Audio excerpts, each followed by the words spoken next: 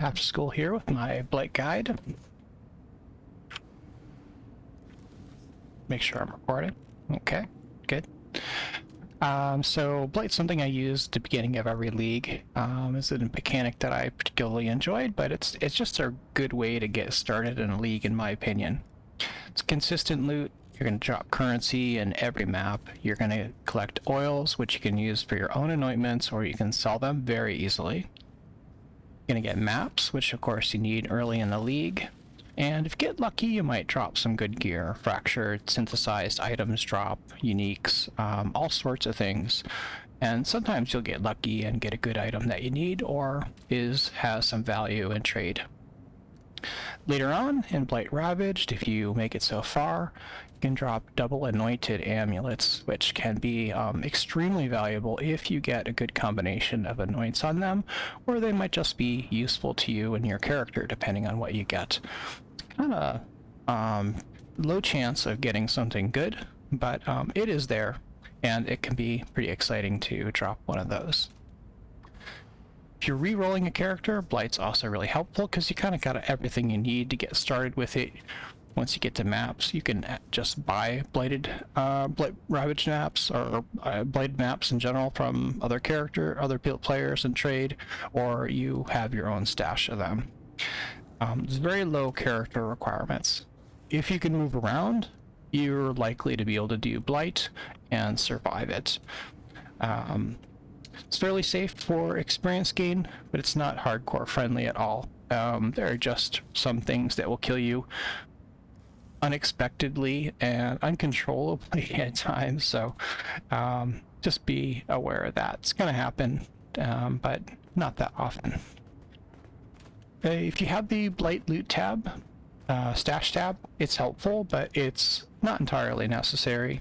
It's going to make your life a little easier. If you really get into Blight, then you're probably going to want to get that loot tab because it's just so helpful for organizing your oils, especially your maps, also to a degree. Blight, I think it's fun. It's easy. Some people think it gets kind of boring after a while, but at least in the league start situation, I think it's a pretty good way to go. Alright, so the requirements for white tier Blighted maps, that's 1 through 5. You don't need any defenses or DPS at all. If you can move, you can probably do it. If you have some DPS, it can be helpful, especially if it's a ranged attack. You can kill the first couple of waves of mobs, and that helps you build more towers to get started. Ring anointments that we'll talk about in a moment are completely unnecessary. So you really don't actually need anything at all to run white tier maps, at least the way I'm going to show you to do it. Yellow tier, 6 to 10, some defense, some DPS. It's very helpful, especially killing those initial waves of mobs, so you can get some towers built. After the beginning phases of the Blight, though, really, you don't need to be able to do anything except move around. Ring anoints, not necessary, but you're going to get them basically when you can. And the 2 anoints you want to get are the Meteor Towers, create Burning Ground for 3 seconds on hit, Indigo and Violet. That one's pretty easy to get. Those are pretty low level oils. And then Opalescent and Silver are a bit more difficult to get, but you'll get them in time. And especially if you're upgrading your oils, Chilling Towers freeze enemies for 0.2 seconds. 0.2 seconds doesn't sound too long, except those Chilling Towers are continuous, so it's essentially perma-freezing mobs in this tower's range. When you get to red tier, 11 plus, you are going to need the ring anoints to have a good chance of success. Not absolutely necessary, but you really do want them. Or, if you have a good, strong character, you can make up for the lack of ring anointments. Blight Ravaged. Tier doesn't matter of these. They're all the same once you're in the Blight Ravaged range, even though they do have tier numbers on them for some reason. you absolutely need to have the ring anointments. There are very few characters in PoE's history that can clear Blight Ravaged without, on its own, without the ring anoints. So it's necessary. And once you have the ring anoints, it makes these maps actually simple. If you don't want to run them yourself, you don't have the ring anointments, or the performance on your computer isn't good with Blight Ravaged, which is going to be true for some people, even with good computers with strong video cards. It just seems to be a little bit random what your performance is going to be like in Blight Ravaged maps. You can just sell them, and it's not a bad way to go. Anyways, it's guaranteed income from them. To get Blight Ravaged, either buy them from other players, or they drop from tier 13 Blighted maps. Some people think it's tier 14, it's tier 13. 13 and above Blighted maps can drop Blight Ravaged as rewards. So that's what we need for running the different tiers of Blighted maps. So to get started, you need nothing at all.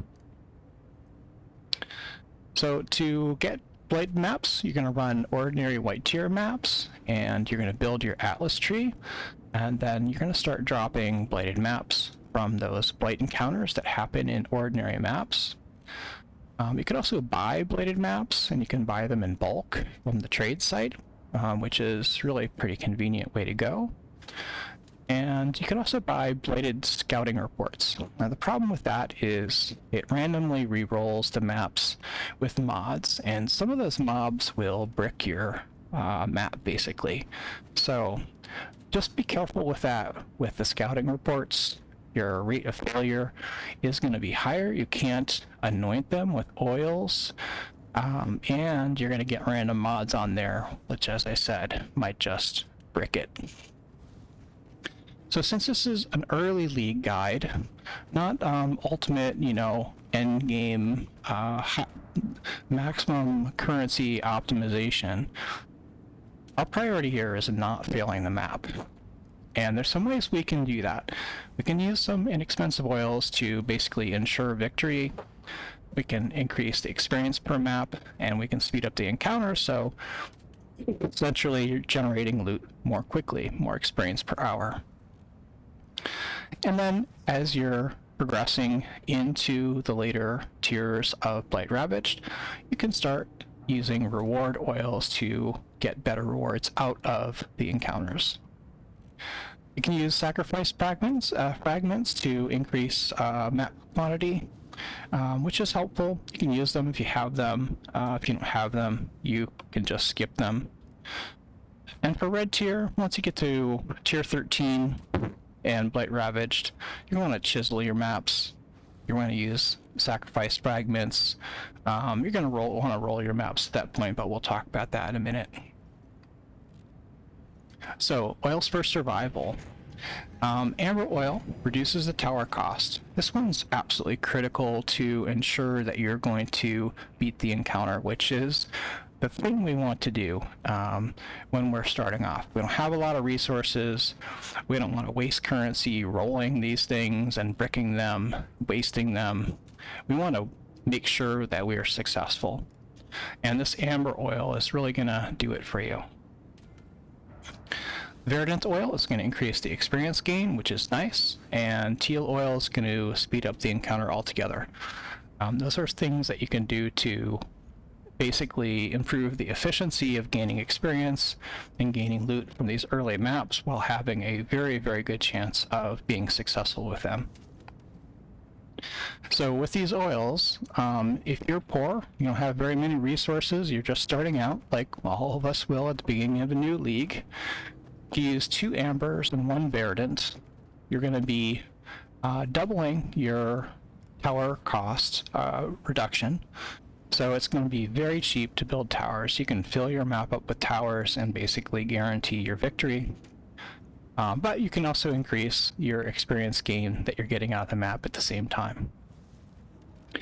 If this is all working out and you're running these maps and you're successful most of the time, you can drop it down to 1 amber, You can still build enough towers, but you'll be getting the experience bonus, and you'll also speed up the encounter.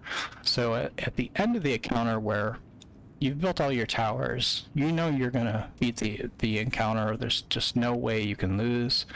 It's going to reduce the amount of time you're waiting for it to end.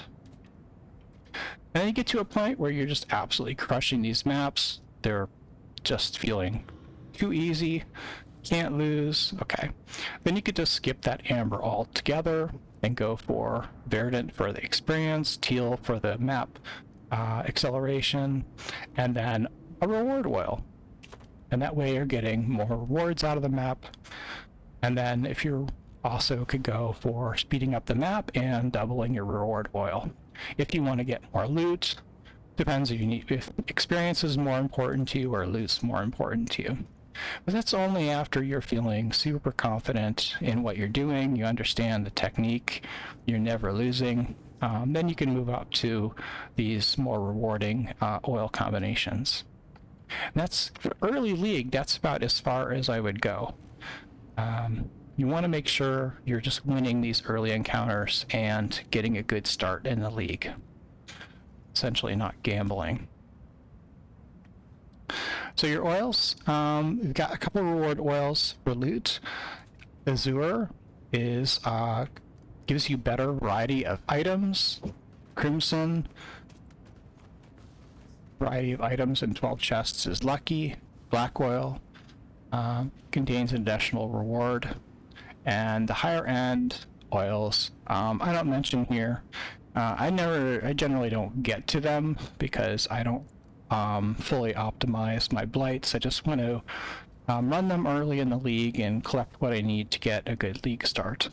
There are other guides that will go into much more scientific approach with these high-end reward oils. Each map is going to be extremely expensive to run, but potentially have very high-end rewards. So if you want to go there, make sure you know what you're doing and follow a guide that really focuses in on that high-end optimization. A tip here, don't roll your maps at first. People will tell you to roll your maps. It's really a bad idea, especially early on when you don't have a lot of resources. Spending an elk on a map isn't actually a great use of currency. It doesn't seem like very much, but if you elk it and you end up with a mod you can't run, right? You're scouring, you're rolling it again. Essentially, chaos worth of value minimum, to fix your map. And if you keep getting bad mods, you're going to keep spending currency, and that's generally not something we want to do early on in the league. And rolling the map only affects the quantity that the pump drops, not the chests. So it's helpful, but it's not that great.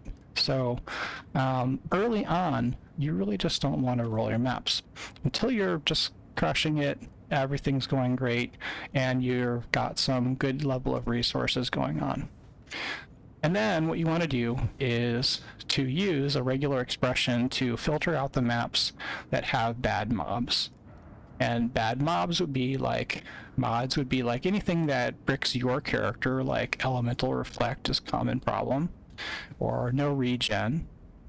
But you also don't want the mods that don't allow the mobs to be stopped by your seismic towers or your chilling towers.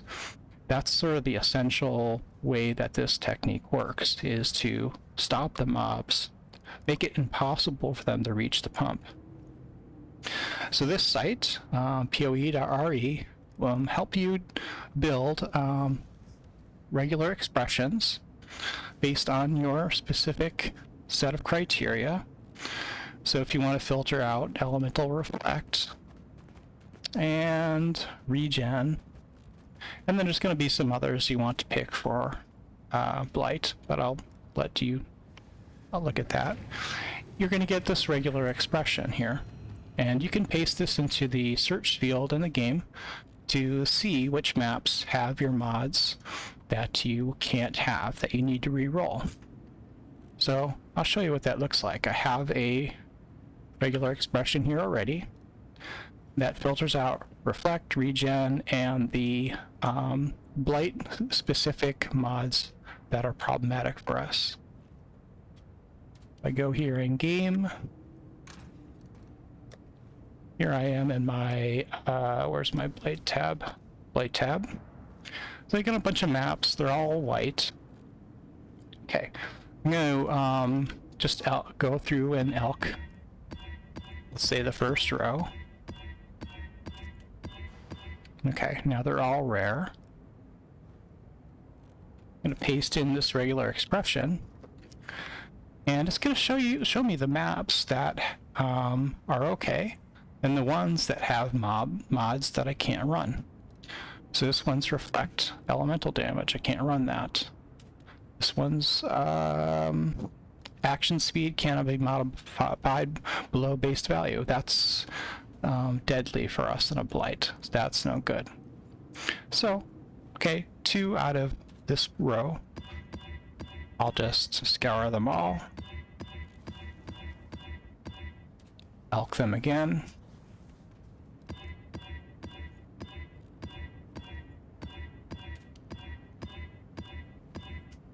Oh, only one this time. That's actually not too bad.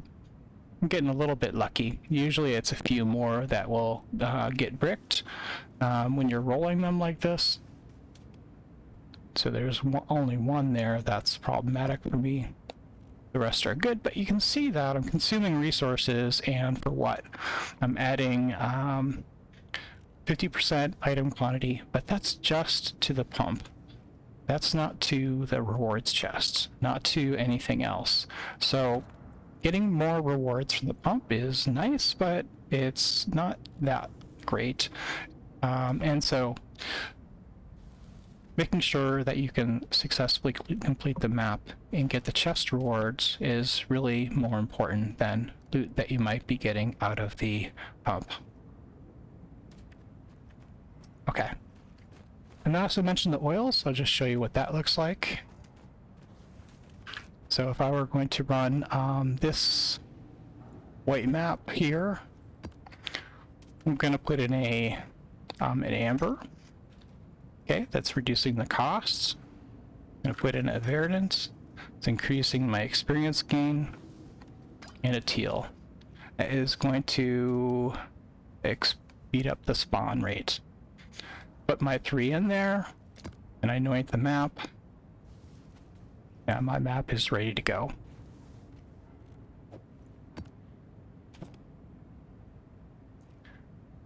For a red tier, say, I don't have any Blight Ravaged right now, I ran them.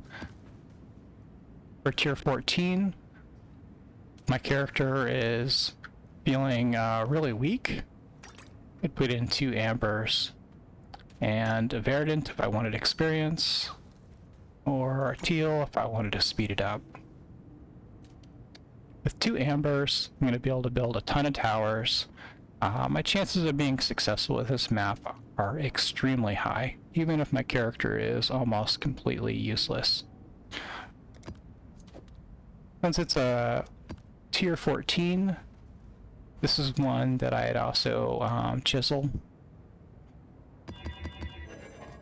just to maximize the quantity, and I'd also roll it. Get my elk back. I want to make sure that I don't have any bad mobs. Okay, I put my regular expression back in. It's highlighted, so we're all good. I can run this one. Alright, so that's my guide. I have actually 2 videos that follow up to show you my exact method for running the map. Indoor maps, usually better, because you can have some doorways that are easy to block with your towers, but it's not always true. Sometimes the tower placement just makes it, you don't get that many towers near these doors, or the right, as many towers as you need, and you basically just fail the encounter. There's no way to stop the mobs no matter what you do. So indoor maps are usually better, but it's just not always true. So it really doesn't matter. Just run whatever map. Some people are super fussy about this. They want a particular layout, and that's the only one they want to run. But in my experience, on average, indoor is better, but run whatever you have. It doesn't matter. When we're talking about towers, there's 4 levels of upgrade: Mark 1, 2, 3, and 4. And so Mark 3 is 1 below the maximum upgrade. So it's kind of weird, but some of them towers are actually much stronger as Mark 3 than Mark 4. Mark 4 is kind of more of a specialization rather than an increase in power. They just do something different rather than become stronger. So the essence of this strategy is this trifecta barrier, which works with ring anointments. Remember, we have a meteors cause burning ground, and we have a chilling towers freeze. So our trifecta is going to be a chilling tower Mark 3, not 4. 4 does some specialized things, which as a theory could strategically be useful, but the reality is this is the best tower. Seismic tower stuns mobs. Chilling freezes them because of our ring anoint.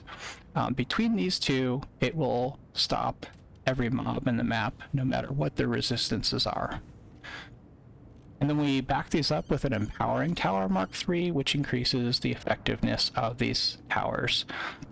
It will put a little area of effect that you can see, and as long as your chilling and seismic towers are in that ring, they're going to be empowered, and up to from a white tier to a yellow tier to a red tier to Blight Ravaged, this trifecta barrier will stop every mob on the map. Okay, then damage towers. Meteor tower is going to be our #1 damage because we have the burning ground from the ring anoint, and you're going to get a lot of mobs that have proximity bubbles over them. So anything that's shooting projectiles at it or outside of that bubble cannot damage it, but these burning ground will form under these bubbles, and you'll be able to take these mobs out. We get a mob that's resistant to meteor towers, that's under a proximity bubble, and has got regen.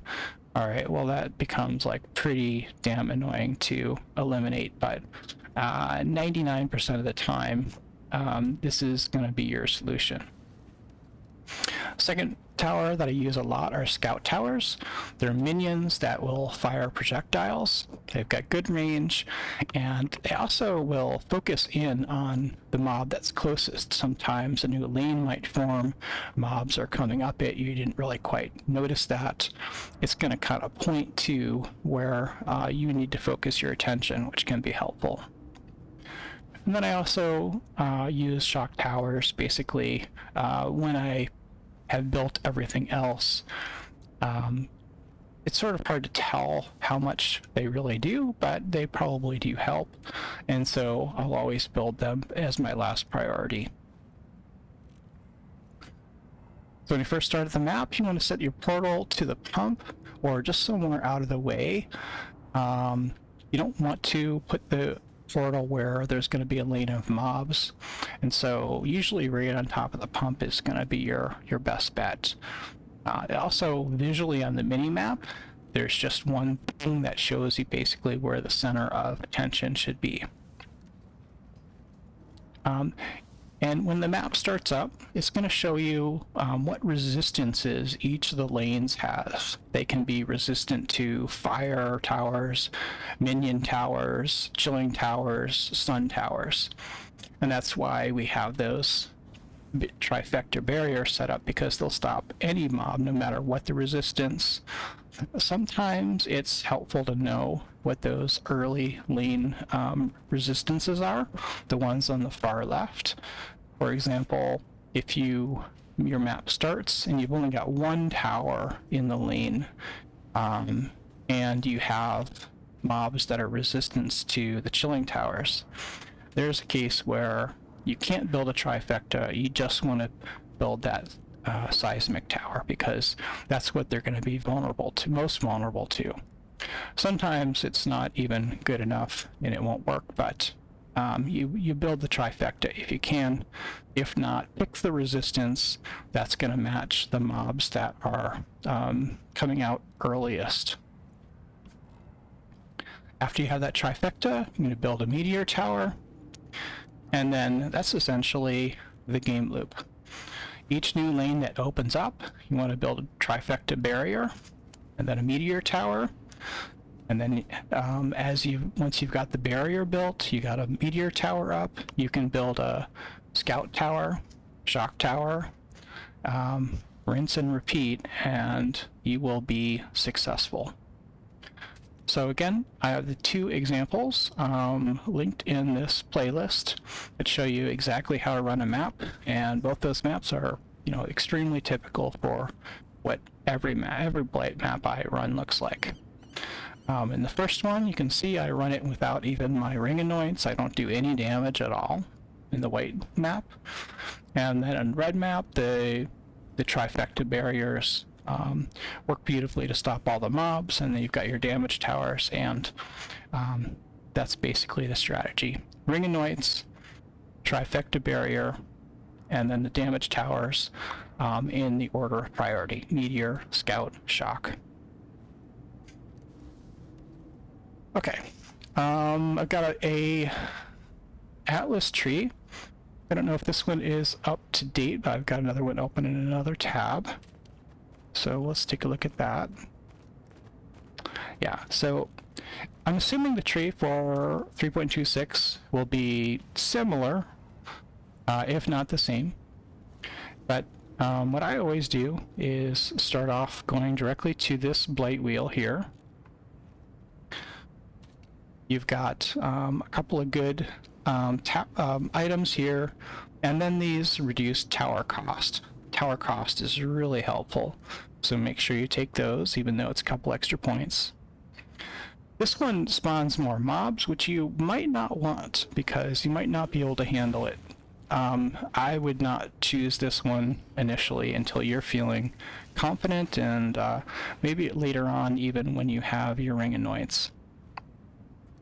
From there, going up the tree, basically just travel nodes, and from here you're going to go, you've got 3 directions to go, and so it's kind of up to you.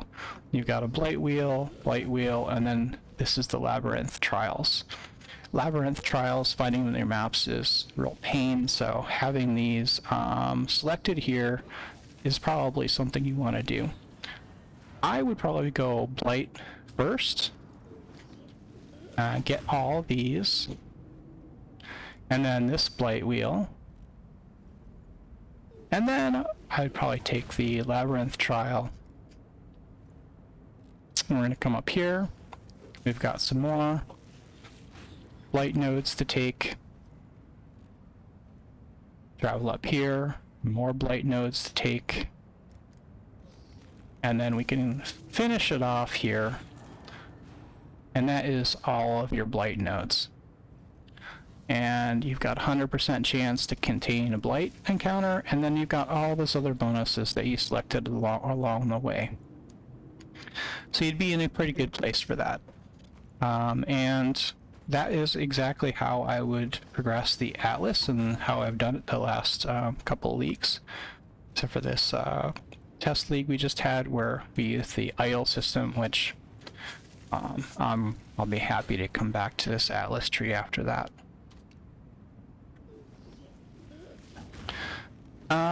On the passive tree, there is in caster mastery, there is a funky skill that you can spend 1 passive tree point on, which when you cast spells will open nearby chests.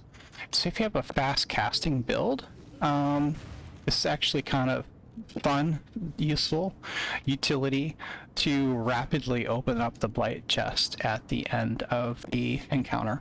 One thing about blight encounters that are annoying, is all the clicking at the end. I mean, you're picking up a ton of loot, so that part's not so bad, but still, it is a lot of clicking.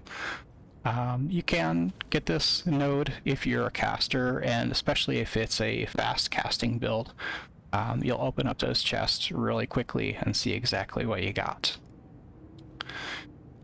As I mentioned before, performance can be unplayably bad for people, and it's sort of hard to know exactly what the culprit is.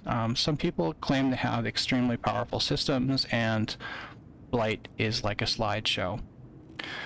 I have found that playing under Linux makes the exact same system I have here. I do not have a powerful computer. I've got an Intel A750 graphics card, which wasn't that great to begin with, and is now old. I cannot play Blight Ravaged maps under Windows at all. It is slideshow or worse than slideshow. Under Linux, it plays totally fine. So I don't know what to tell you there. You can search for this problem on Reddit, and you can see all the people who have talked about it, and maybe one of their solutions will help you. For me, just playing under Linux has completely solved it, so it's not something that affects me anymore, but I know it affects a lot of people. So you'll probably be able to play up to red tier Blighted maps without much trouble. Once you get to Blight Ravage, though, they may just simply not work for you. In that case, either find a solution, or you can just sell them in trade, and you're probably not really losing out on all that much.